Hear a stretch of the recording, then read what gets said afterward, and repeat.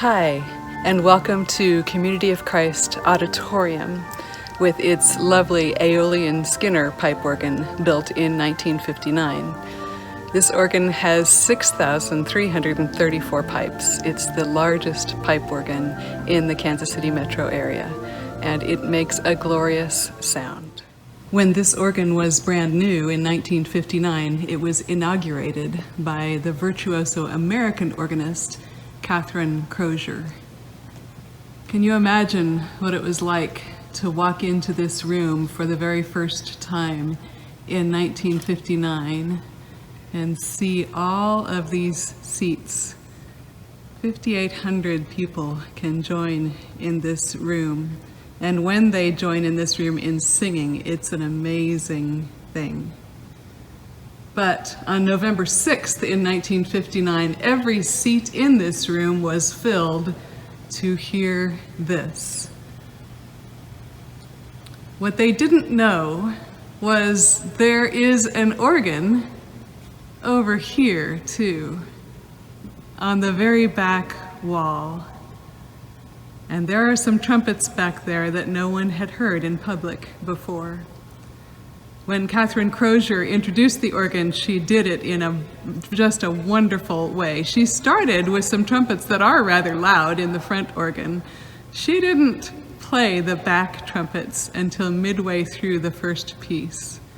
And then those trumpets sounded, and people tell me that you could hear 5,800 people take a gasp at the same time at the sound of those trumpets. The piece that she played on that night, November 6th of 1959, was Henry Purcell's Fanfare, and that's what I'll play for you now.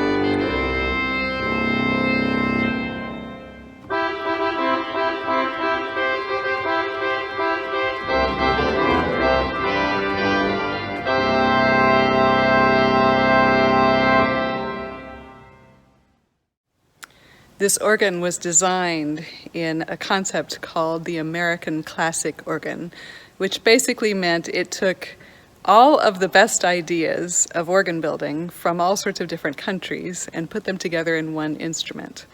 It was revolutionary at the time, and it remains an absolutely glorious instrument. I'm so proud that it is here in Kansas City and at Community of Christ Auditorium. This next piece takes advantage of its biggest pipes and its smallest pipes. The tallest pipes in this organ, like the organ across the street, are 32 feet from bottom to top. They even go past the acoustical clouds and up to the ceiling. The smallest pipes of this organ are in the positive division at the front of the instrument. And they are just 1/4 of an inch in speaking length from the mouth to the top. And this is a piece that is based on a hymn tune that you probably know. This is by the German composer Johann Pachelbel. A mighty fortress is our God.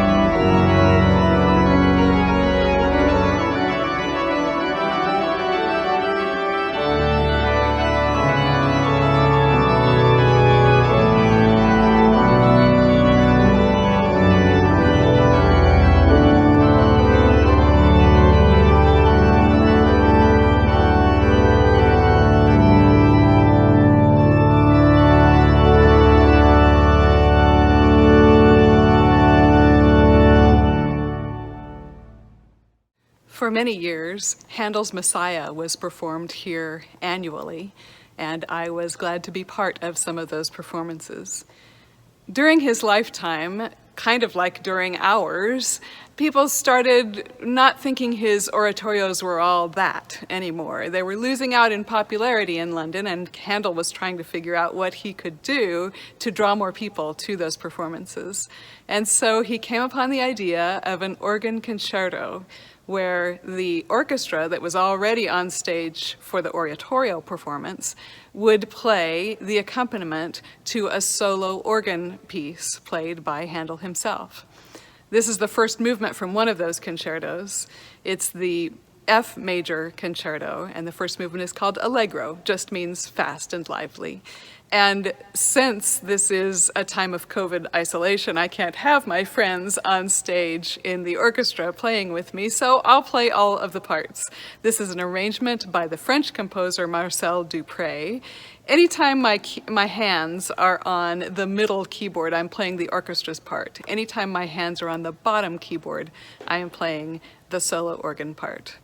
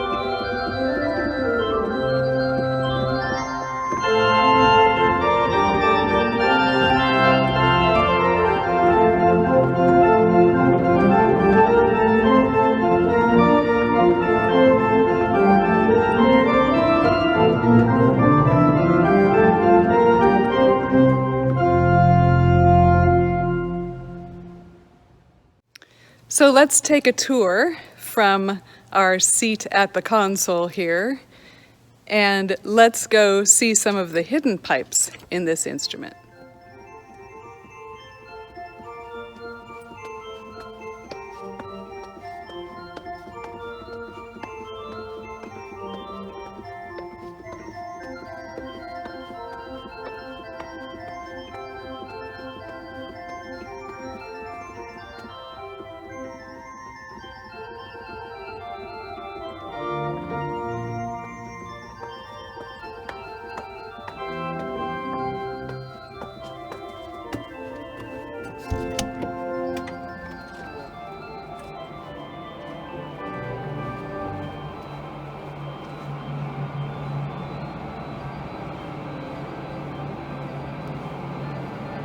First, we'll take a look inside the blower room. Like all rooms for this organ, it's locked.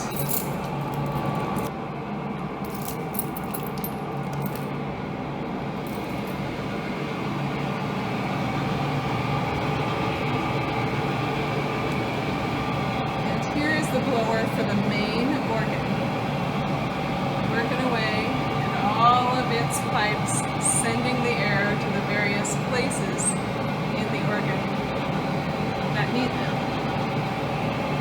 So it's a big blower. It has to put out a large volume of air, not a lot of air pressure.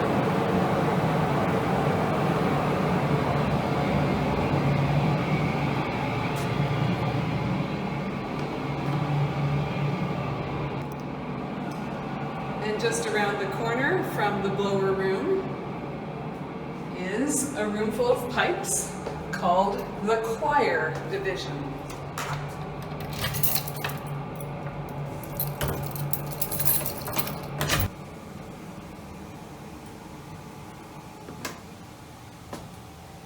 So here we are in the choir division of the organ. And as you can see, many pipes of different sizes and shapes, an air reservoir, some shades on the front of this room that are now partly closed, so the pipes in this room will sound a little softer right now. Those shades are controlled by the pedals that look like gas pedals at the organist's feet. We have some pipes that are over here on the back wall. We even have pipes that are laid horizontally on the floor. There wasn't enough headroom to put them as upright pipes, and so they're here along the floor. Sometimes when there's not enough headroom, they can miter pipes. And here you see some examples of pipes that have been twisted and turned like the tube of a French horn to fit them in this room. To get to the next division of pipes, we have to go to floor 5.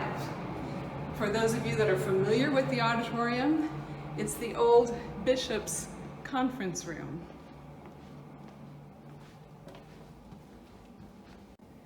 You can see how high up we are in the auditorium structure. And now we're going to floor 5.5.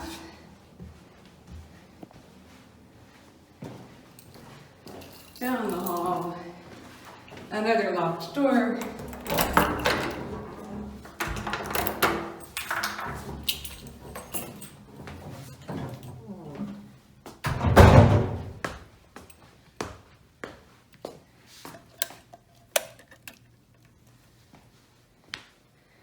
And a storage room. If I go this way, I have access to the catwalk for lights and sound. And I can see the organ from a perspective that hardly ever anyone gets to see. There are the tops of those longest pipes that go beyond the acoustical clouds. And there is the magnificent auditorium. If If I continue on, there is another door that contains organ pipes.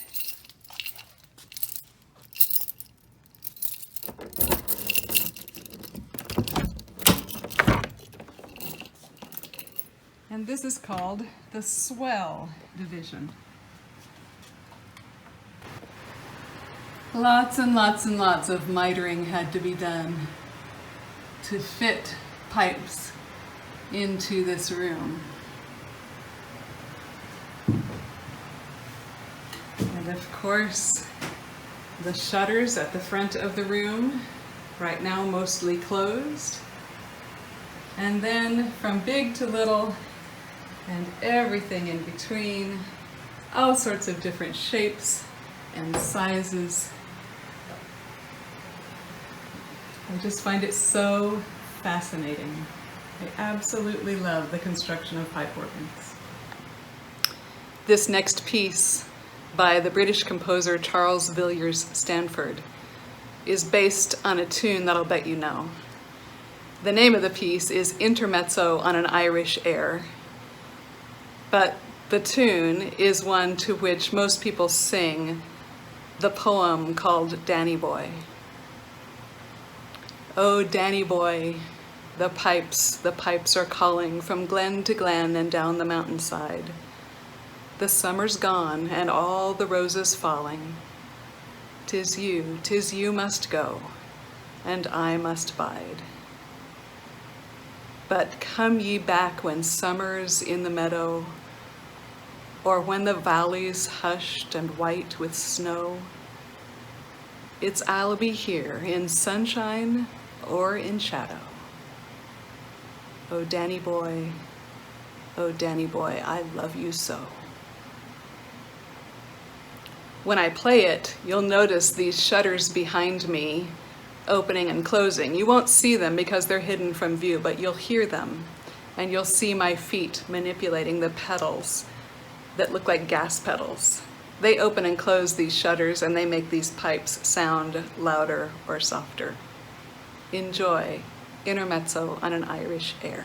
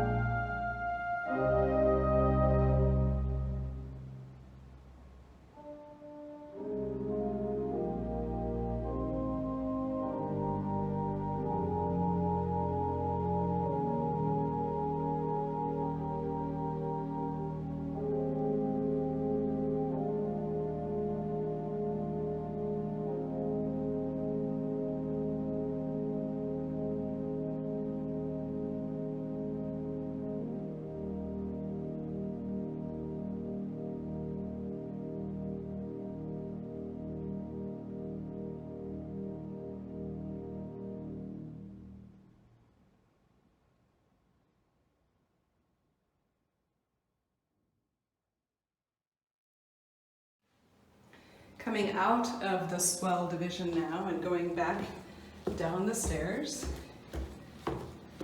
we still haven't seen the part of the organ that got so much attention in 1959 and still gets attention these days. For that, we have to walk along the 5th floor, around the length of the auditorium, to make it to the antiphonal division.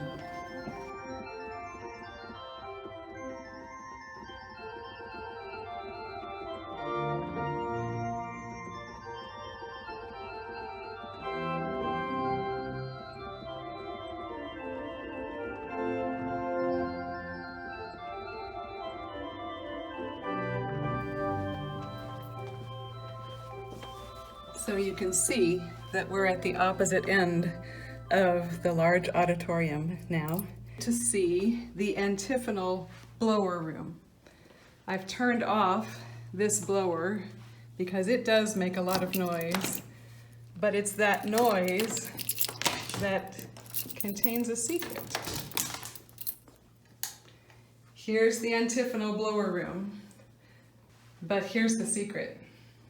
Did you know that the auditorium organ has glass pack mufflers on it and has since 1959? There are offices very nearby here, and I am told that in 1959 there was far too much noise, and so the solution was to put 6 glass pack mufflers like you would use on vehicles to quiet the sound. There is a little known secret of the auditorium organ that now you know. Here are the various components of the antiphonal organ, capped by the glorious trumpet enchimade at the very top.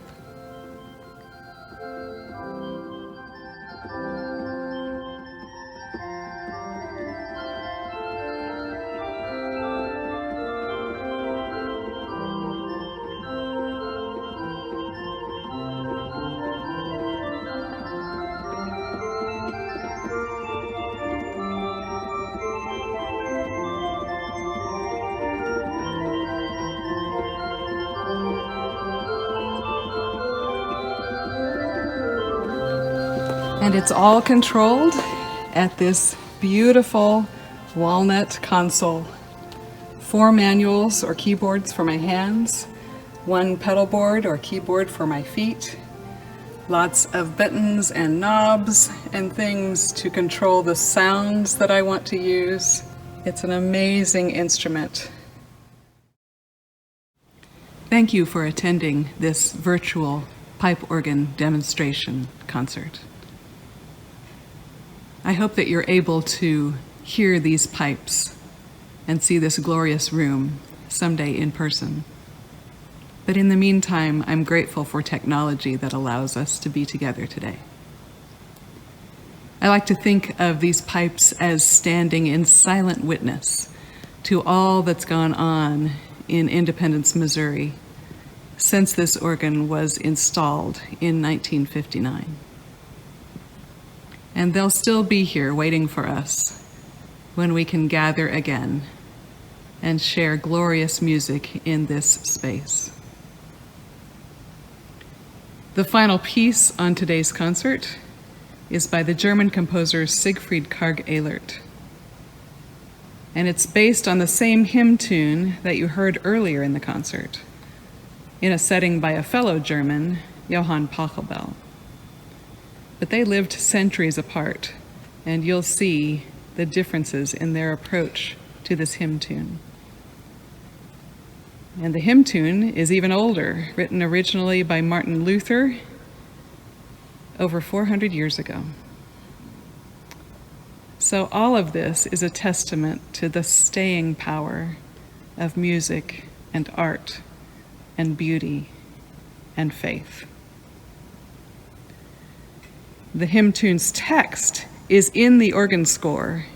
Karg-Ehlert put it there not to be sung. You'll soon hear that there's no way people could sing to this piece because it's so full of drama and tension and release and exuberance and sadness and everything in between.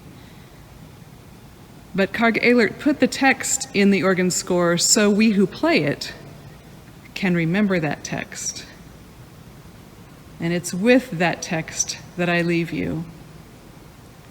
A mighty fortress is our God, a bulwark never failing. I hope that you find comfort in that text, as centuries of humans have. I hope that you stay safe and are well until we meet again.